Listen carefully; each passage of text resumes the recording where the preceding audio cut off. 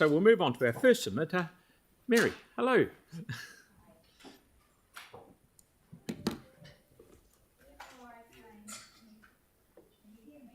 You need to turn the microphone on.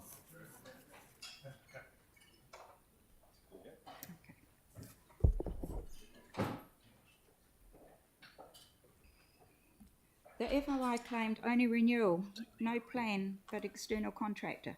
So how did the extra path happen? Saving some better control of spending is needed. No money in the 10-year plan to improve personal safety in the same park, costing very little. Why no strategic priority for people's health when council decisions and infrastructure have a direct impact on health? Inactivity is a major problem. Council decisions can improve this.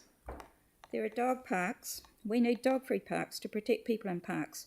Begin with Napuna Wai being dog-free and on lead rather than under effective control in most suburban parks.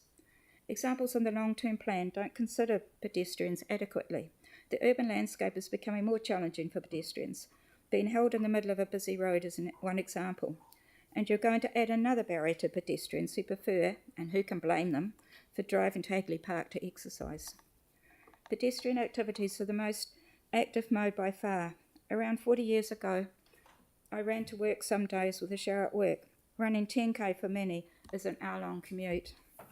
With so many pedestrian trips, council needs to prioritise pedestrian infrastructure.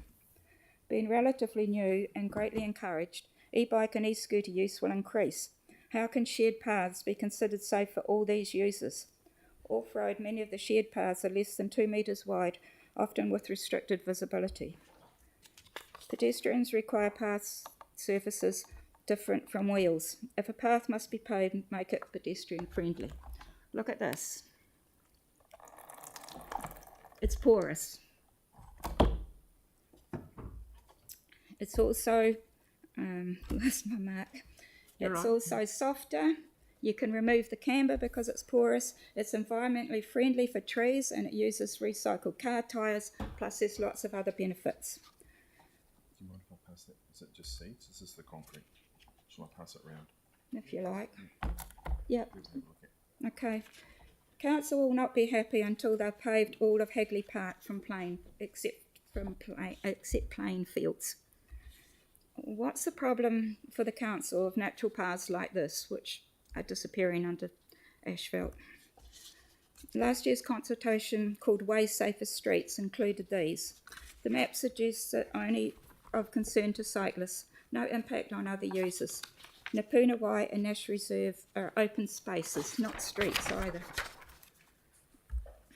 No background material as to why the council was considering these works except money from central government. Nash Reserve would have shared paths close to Bronco Playground on two sides, and Simeon Milton Street would have cyclist mount footpaths. No consideration of children and pedestrians. Our open streets are under attack from council, with open spaces are under attack from council with being urbanised.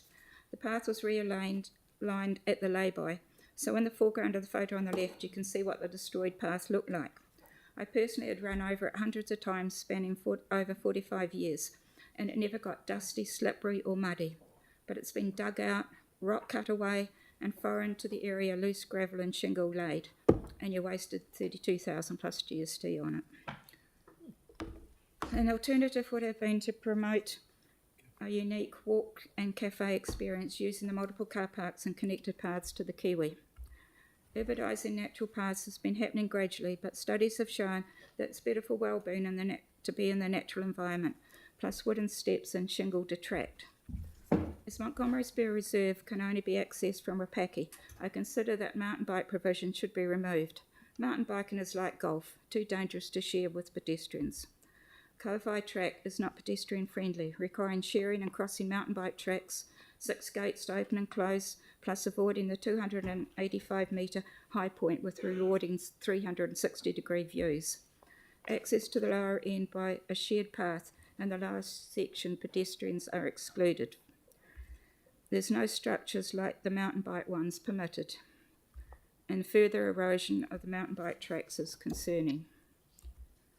Unless the path requires steps and the space is narrow, All other parks and reserves seem to have shared paths or require crossing mountain bike paths.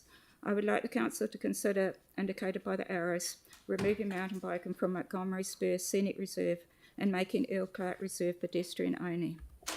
It's only 700 metres in length, and this signage didn't last long. A top-up of shingle placed on the tracks a year ago has spread, the red arrows indicating the outside of the track. When the lawn got muddy because of wide mountain bike wheels, council threw down shingle. The blue stars indicate the end of the exposed tree roots on the main track, less than 1 metre wide. A short natural path in Earl Clark, and a summary. Thank you. Thank you, Mary.